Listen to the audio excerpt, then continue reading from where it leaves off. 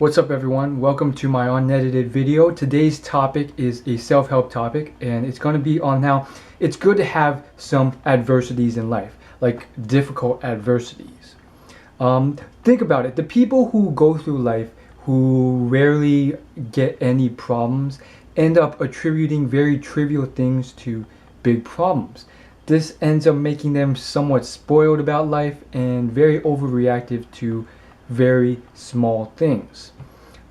Versus the person who's sort of concerned himself with other people's problems, who's sort of learned about the world to the point where he understands what's going on in other countries and he knows about history.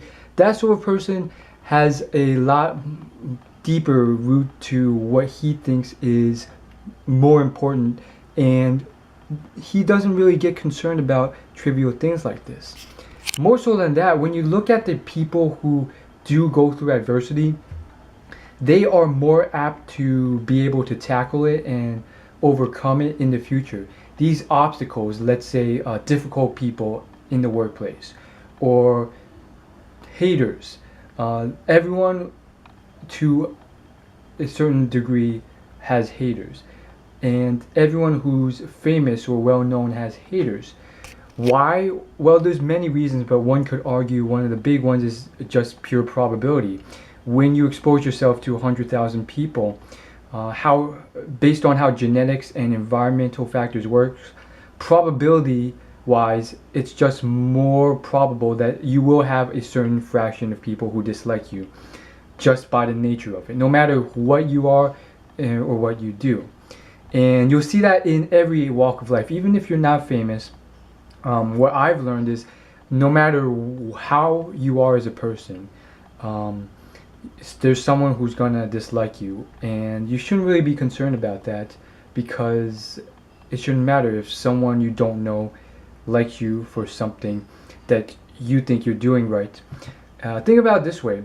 I've had those experiences where I try to be the model citizen, the perfect role model in terms of what I would think everyone would like. So that means being nice to everyone, being kind, being receptive, being smart, and still I'll get people who dislike me. And for me, I don't know what it is, because I feel like I get more haters than most, but it is strange how that works.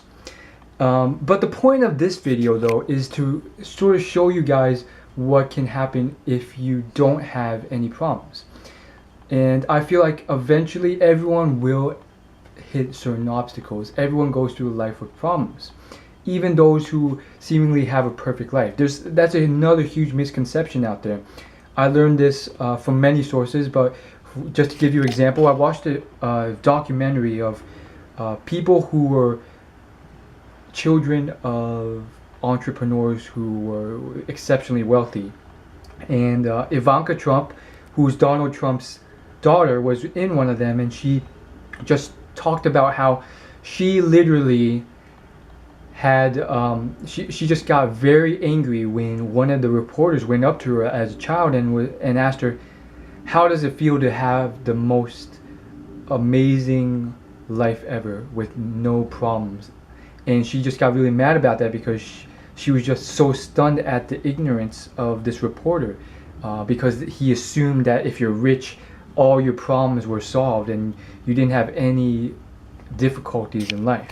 Now, I probably didn't phrase it as harshly or as stupidly as the reporter did, because I don't remember exactly what he said, but what he said was even worse than that. And the point of it though is that it's true. Like literally, there's a lot of people you think don't have problems, they do. And even think about the person who doesn't have problems throughout life. When he or she does run into them, let's say they've just had a perfect social circle life their entire life, so that means that they've never had drama, they've never had anyone hate them, and everyone they meet wants to be their friend.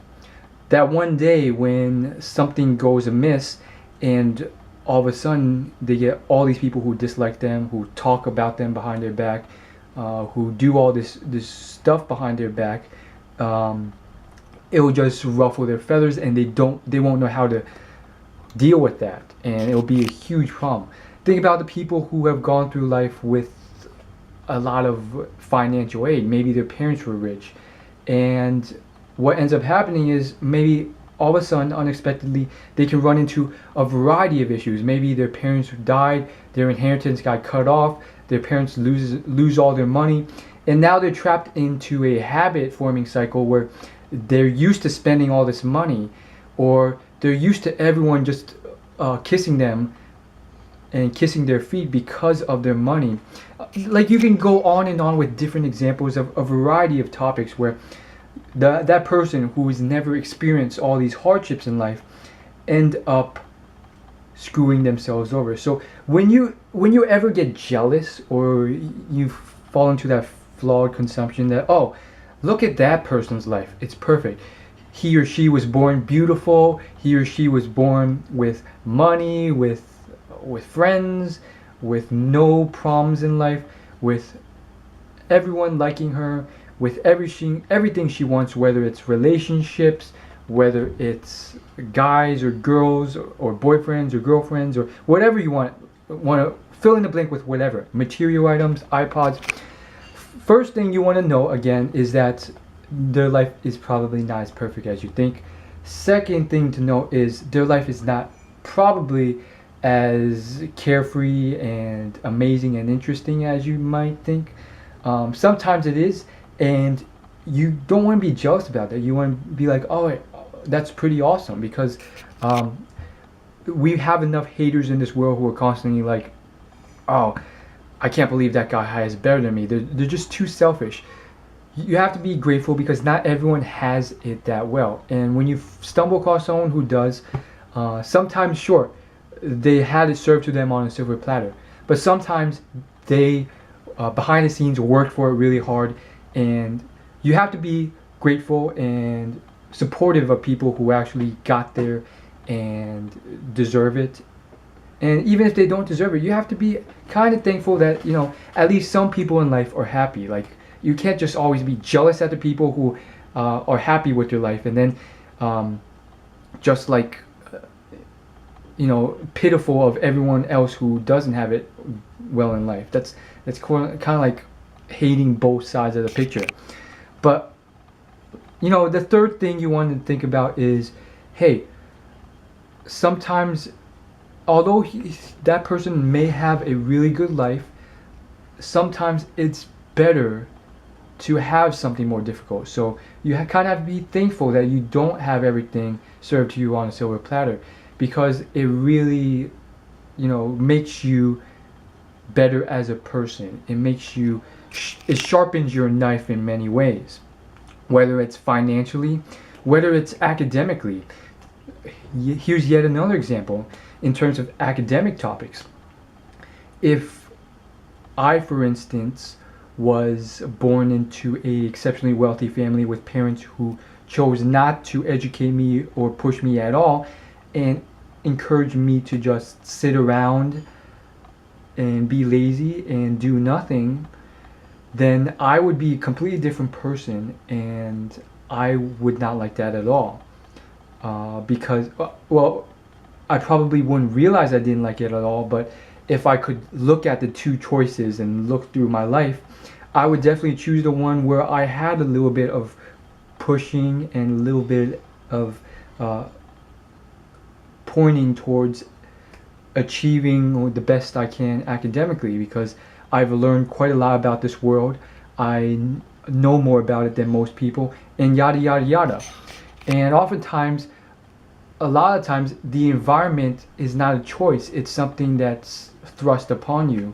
And rather than being so angry or ungrateful for or complain about it, you kind of got to be like, what can I learn from this? What can I learn from this that other people who haven't been in this situation or have had it much better wouldn't be able to learn because they didn't get this opportunity?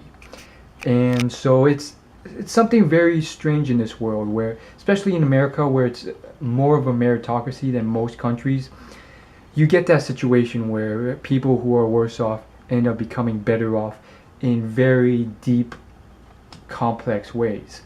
And it's very strange how that works, and I feel like most people are pretty lethargic and fall into the mediocre or medium level of that.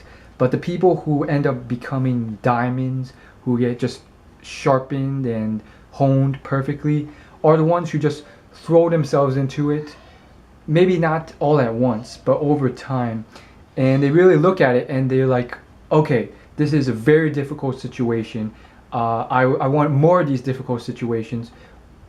Or whenever they get difficult situations, they just look at it and they try and turn to gold. And it's very, very tough to do. For instance, if you're with someone or you're in some sort of setting and people are talking behind your back, and it's a workplace setting, and you don't know what to do, and you don't know if you should acknowledge it, you don't know if you should search for it, you don't know how to deal with those situations or those haters or those people who are trying to sabotage you. It can be very tough, and you might just want to shrink into a little corner and not do anything, or just cry or something like that. It's very tough to get out there and not do the wrong thing. And the wrong thing could be, being very angry and outbursting on them and just screaming at them, or turning into your own sort of enemy by talking back to those people behind their backs and stirring up more drama and trouble. And that's just one example out there. There's plenty of examples, and finding out the right thing to do, it takes thought, it takes a lot of discipline, and turning that into gold and making the most of it is very tough to do. And it's not easy to do, or like the best situation isn't easy to figure out. And obviously for me, I still have trouble with it. Everyone has trouble with it, but there are people who have fixed themselves and really figured out how to figure it out. And sometimes they just develop these amazing personalities to not only tackle that, but also to change how people think about them. And I think there's so many other examples out there. I think another one is fixing oneself in terms of the dating scene. I've seen quite a few people completely change themselves and reinvent themselves from the inside and out to get better with women. But they are 1 in 10,000 cases, if not 1 in 100,000 cases. And there's a lot of these obstacles, these mind blocks that stop people in multiple ways, from how they groom themselves to how they dress, to the excuses they make. Oh, I don't have enough money to buy expensive clothing, or I can't wear good clothing or groom myself because I don't have time, because I don't have money, or that girl doesn't like me because I'm ugly, when they're not even ugly. It's just that they don't take care of themselves, or I'm overweight, I'm screwed with girls. And there's all these excuses out there, like, oh, my ethnicity is a problem. And I've seen every sort of guy break these ethnicities. I think the most prominent one in my mind right now is short. And yet I've seen this one man who's really short, like 5 foot, and he's exceptional with women. He's not rich, he's just your average guy, but he's one of those guys who gets it. He understands, hey, I'm going to do my best to fix this. I'm going to be the best guy I can. And no, he's not rich, no, he's not famous, but he's made it work by just developing his personality to this exceptional personality. And it's tough to do. It really is. It's very tough to do. And ultimately, I'm still on this journey myself, and like, that's all the advice I can give. Really, I still have a bunch of questions and things I want to figure out on my own. So that's all I really want to say, and thanks for watching. As always, like, favorite, comment, and subscribe.